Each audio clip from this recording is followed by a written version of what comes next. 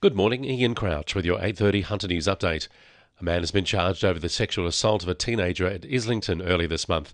Police allege the girl was approached by a man at Hamilton train station on August 15, then followed and assaulted on nearby Fern Street. The 14-year-old was taken to hospital for assessment before detectives from the Sex Crime Squad launched an investigation. A 37-year-old man was arrested early yesterday morning at a home in Thornton. He's been refused bail to face court today. It's been revealed flood-impacted farmers in the Hunter and Mid-North Coast are still waiting for assistance 100 days on from the devastating May floods. The state opposition says new data shows less than a quarter of applications for grants have been approved.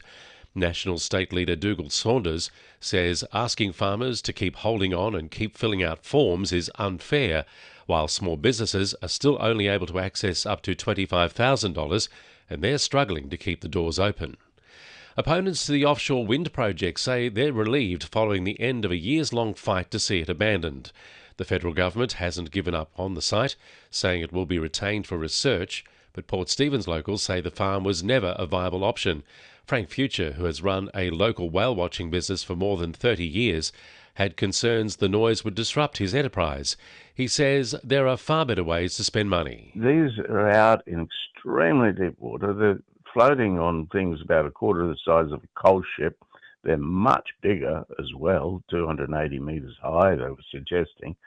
And I really think they're so expensive that the power they generate would be way expensive.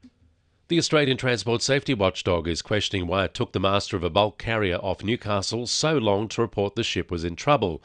The Basic Victory was about 20 nautical miles offshore on July 30 when it suffered engine failure, but it wasn't until the vessel had drifted to within 3 miles of the shore when port authorities were notified and asked if the ship could drop anchor. Luckily, the crew managed to restart the main engine and steer the ship back out to sea. ATSB investigators boarded the ship to collect evidence when it eventually berthed in Newcastle on August 7. Newcastle Permanent is issuing a plea for residents to beware of online financial scams via social media. There's been a rise in criminals using platforms to offer money for opening new bank accounts, which then facilitate illegal activity.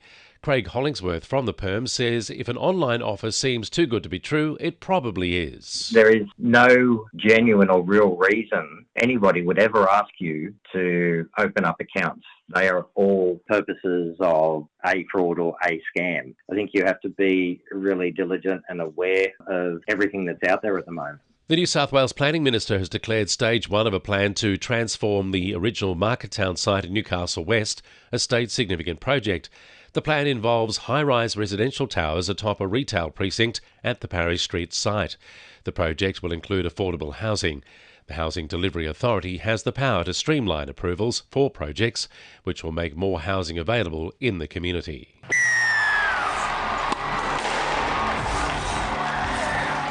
To NURFM Sport. The Jets will be looking to keep developing their young players as the club prepares for its first Australia Cup semi-final against Avondale this Sunday. The side has been utilising youth ahead of their A-League campaign, which culminated with 17-year-old Will Dobson scoring off the bench in the quarter-final against Macarthur over the weekend.